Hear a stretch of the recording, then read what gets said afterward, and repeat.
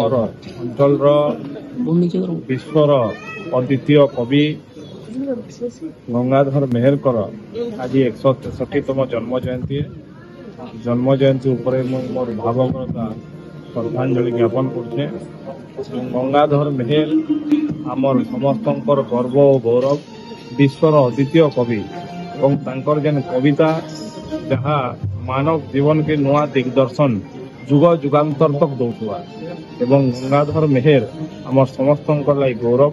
ଆଜି ତାଙ୍କର ଜନ୍ମ ଜୟନ୍ତୀରେ ମୁଇଁ ସମସ୍ତଙ୍କୁ शुभेच्छा ज्ञापन करुछे ଏବଂ ତାଙ୍କ କବିତା ଆମର ଜୀବନର ପାଥେୟ ହଉ ଏଟା ଆଶା କରେ।